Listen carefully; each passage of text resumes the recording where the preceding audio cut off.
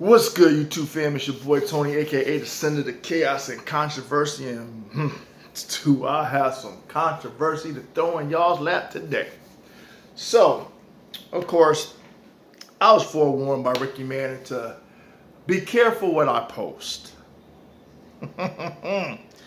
because YouTube will start to target you. And lo and behold, if he was not correct, okay. Now, people think that they are slick with providing guidelines and certain policies to put in place to censor and restrict you from talking about certain things, for bringing in awareness to certain things that they want to keep on the hush.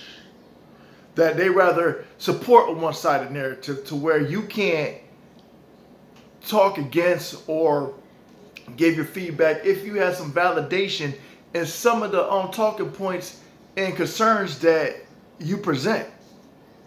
But I understand, because this is where we are at right now in this country. Now, a lot of people talked and joked a little bit about how America is becoming similar to how Nazi Germany was, And this whole situation with those getting the jab versus those who refuse the jab, because you got to use certain terms now so you won't get, and how people are going against each other. It's kind of like, oh, you're part of this community? Oh, we got to quarantine you. We got to put you in certain camps. Yeah. Now, being that, and I'm going to say this, if, and I think I can get away with this, if we wasn't so, how should I put this,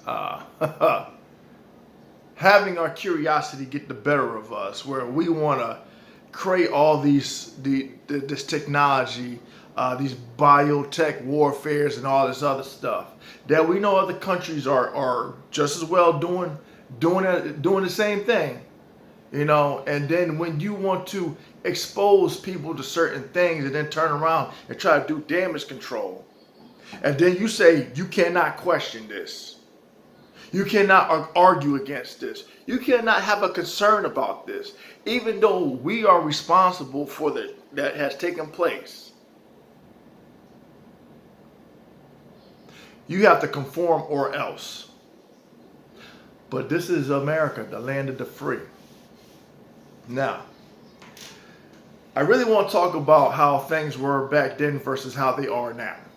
Okay? Back then, I would say my parents had it better off than my generation is going through right now and those that follow. We didn't have all this chaos, all these regulations, all these laws, and all this to restrict us. Because it seems like everywhere you turn, there's a profit to be made at the expense of the American people.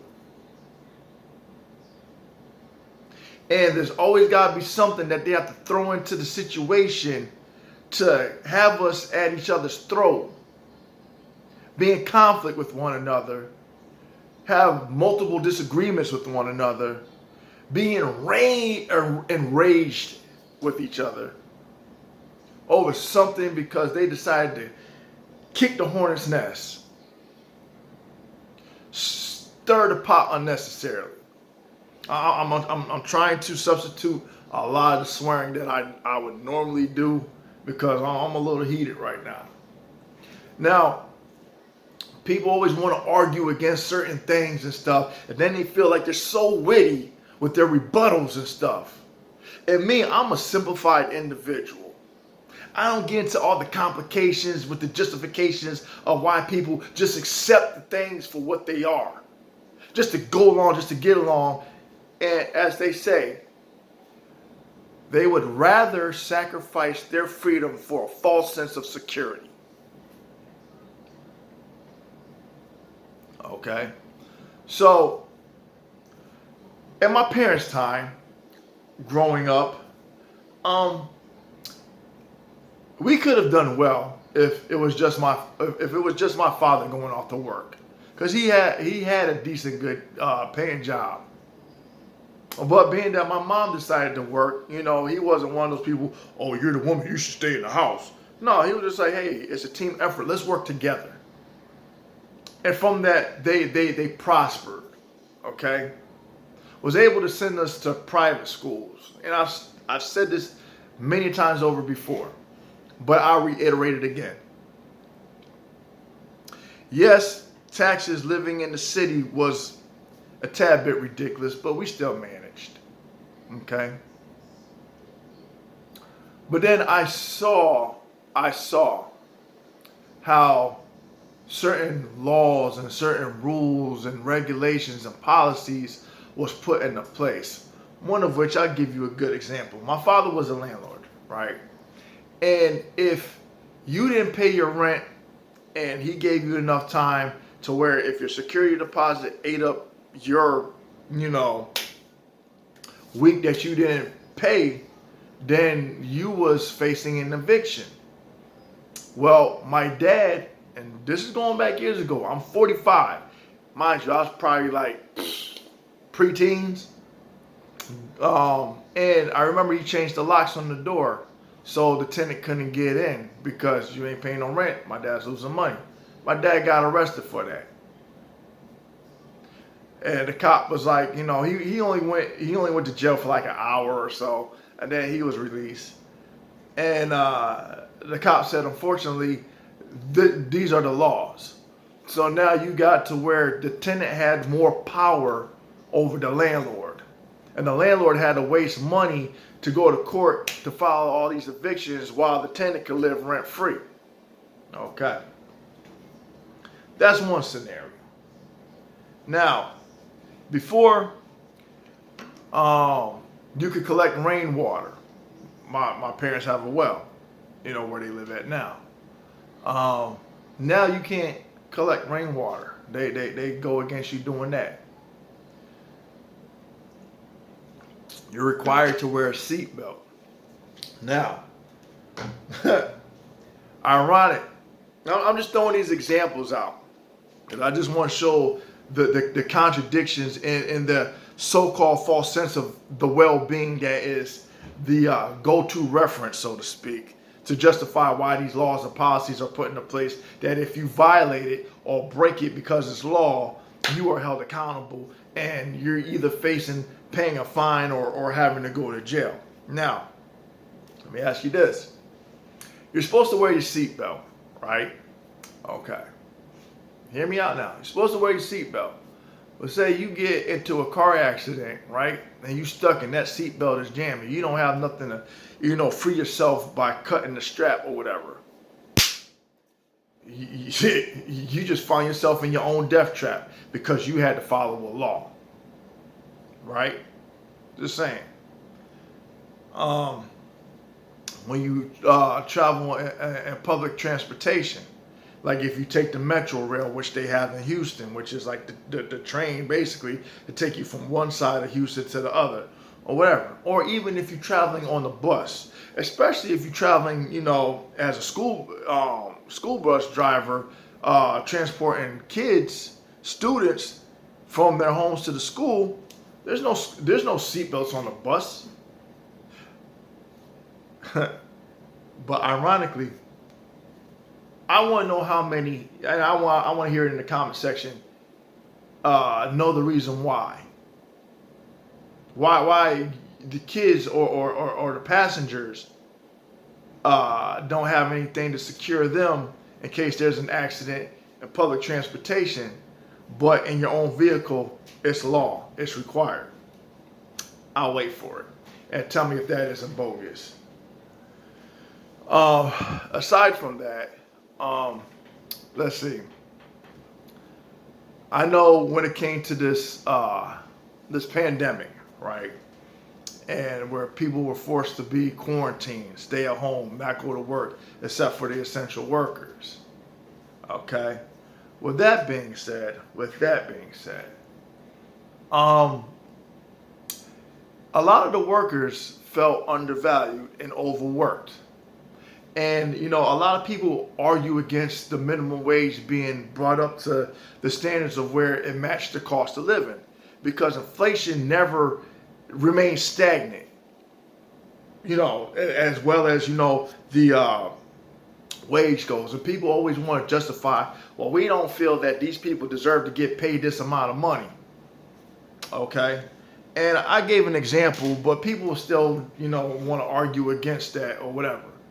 But I said, okay, so you're saying that a person that gets up, serves the public, say like if you're in the grocery store and you're working in the deli, or you're in produce, or you're in the bakery, or you're in the meat department, or whatever the case may be, because I've done all of that, okay? And you have to deal with some rude customers, some rude people. And it just messes up your whole day because you got to deal with somebody else's BS, okay? And with that being said, it's like it takes a toll on you. It does. And that's not even getting into the fact that you have to figure out, damn, okay, I got my kids at home, or I have to figure out how to pay for daycare, which, by the way, is another thing, because I had to tackle this too with my son's mom. She said, hey, I need to put our son into daycare. A week daycare was $275 for one child. $275. Do you know that people who work normal 9-to-5 job, if that's basically what they bring home after taxes? Which is another thing that should be done and eliminated from the American people having to pay, because all that does is go into the governors, the mayors, these politicians' pockets. It makes them rich while you remain poor. Sounds kind of familiar. Sounds almost similar to like, I don't know, maybe a pastor or a preacher when you go to church and they expect you to pay tithes and stuff like that. And, oh, God forbid, yes, I said it, God forbid if you are broke, if you're struggling, you don't have nothing to put in the collection plate. Oh, they will sit there and shame the hell out of you. Make you feel less than, but hold up, this is the house of God. There's no judgment. Meanwhile, you got some of these people, these preachers and stuff, living in these lavish homes, driving these expensive cars, having a private jet, pimping in the name of the Lord. Okay, but we ain't supposed to take notice of that, because me personally, since I am a person that can read, I don't need somebody to interpret the word of the Lord for me. I've done enough time going to private schools to learn who God was and who Jesus was and the apostles and all of that. You know, the Old and New Testament. Yeah. So with that being said, it's almost along those similar lines. You pay people, whether it's directly or indirectly, to say that they have your best interests at heart. They sure do know how to run a scam on the American people, now don't they? But anyway, I digress. So this pandemic had its pros and its cons. The pros is that people were able to invest in more time with their family, with their kids and stuff, which is good, because a lot of what you hear is, oh, the parents don't spend enough time at home with their kids, so this is the reason why you got this youth that we have now running around with no discipline and no structure and stuff like that. Well, I don't know, maybe if we wasn't so pressed on becoming so much like cattle to work hours on end, to have nothing to show for, because we have to pay into so much stuff that is ridiculous, where you don't have nothing to say, damn, I worked for what? I don't have a savings, I don't have a retirement fund, I don't have nothing saved for my kids to go to school, because it all goes to high-priced society. But nobody see anything wrong with that. When people want to sit there and be slick talking with how things are today, it's like, well, we did very well. The American dream was becoming just that, the American dream. And then it turned to a nightmare.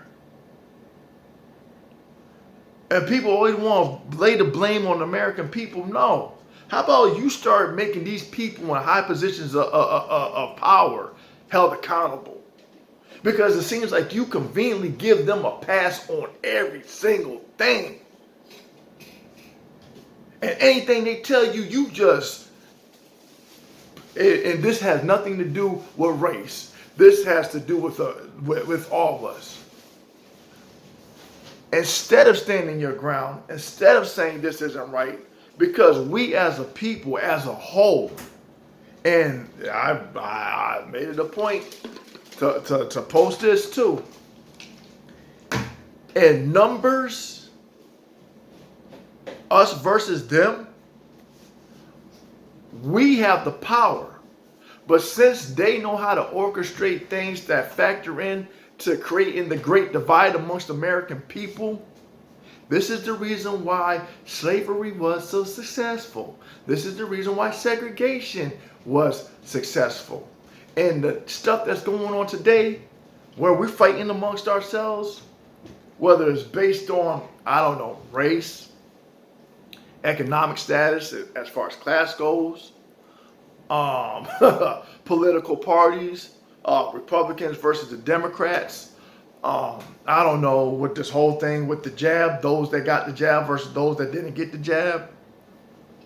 I mean, anything that causes us to take the attention and the sole focus on those who get away with creating these damn policies, these regulations, and these laws that when the dust settles, it's like, oh, this was put into place? Damn. So I guess yesterday I was able to walk out the door and, I don't know, be able to walk freely. Now I need to, I don't know, I guess scan the card to go out the door, and I might be allotted so much minutes to be out in the free world. And then any time that goes beyond that, sounds a lot like house arrest. And I'm just throwing that out there as a parody. And people might say, oh, Tony, but am I really being that ridiculous? Because the things that's going on right now, nobody 20, 30, 40 years ago, whatever, thought it would be the way it is today. The kind of nonsense and the rhetoric and the things that people might say, okay, Tony, now you're talking crazy. 40 years ago, if you was to say how we are living today, was told to anybody saying, oh, you're talking crazy, I'll bet you would be sitting there saying, you know what? I hate to say it, but you was right.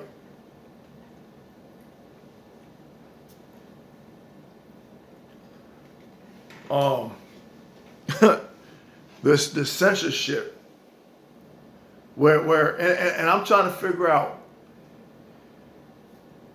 You can look it up. I'm gonna put it to you like this: if people really want to know about the CDC, Center of Disease and Control, right? You can look at the history and look at a lot of the things that they were irresponsible with. No.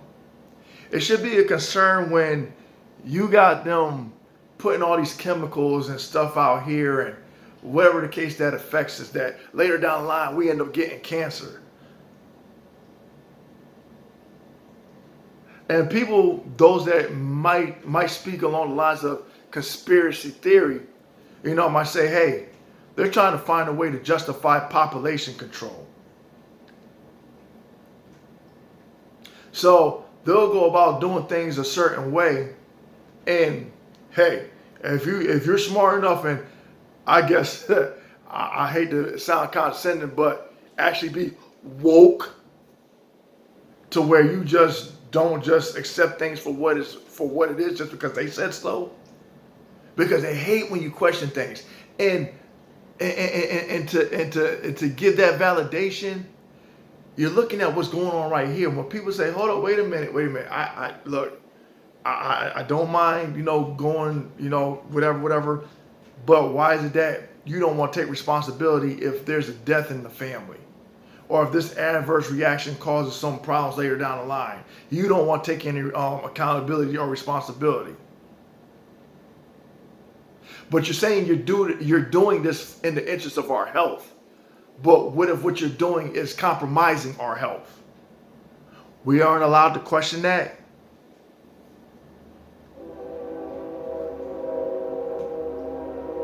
And then you're making people out to be like there's some kind of enemy. Because if we left well enough alone, if we respected the land, if we didn't pollute a lot of the stuff that compromise our natural resources, we wouldn't be in much of a predicament that we are in now. But since we, rally behind these corporations, going back to the whole job situation that nobody really talks about, when they went to go outsource jobs that was here in this country, but you guys want to sit there and get mad at illegal immigrants, right? Want to say they don't belong in this country. They have no right to be here. But you don't say nothing against those corporations who outsource American jobs to foreign countries where, let's say, maybe the American person who was working at these jobs was getting paid $20 to $30 an hour. They were a skilled labor. But since greedy corporations want to fatten their pockets and say, the hell with the American people, the hell with them having a retirement, a pension, a good insurance policy or benefits. Nah, we're going to take a shortcut. What we're going to do is we're going to snatch those jobs away from the American people and give it to the foreigners. So now the product that was once made here in America is now made at a fraction of the cost of what the American laborer would be getting paid. But I guess y'all are okay with that. Y'all just conveniently decide to just give that a pass. Oh, there's nothing we can say or do about it now. But it's a relevant point. If you're going to be mad about something, go against something, disagree with something, don't disagree with what's convenient for you to disagree with. Disagree with the whole damn thing. Not just what you can cherry pick and find it to fit your own narrative. Because that does not fly with me. It doesn't.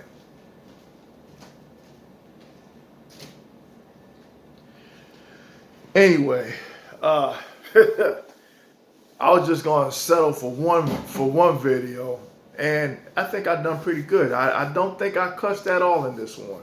So how's that for me being articulate? Anyway, please let me know what you think. Please like, share, and subscribe. Give me a thumbs up, thumbs down. It don't matter either way. I will still accept whatever comes. But yeah, peace.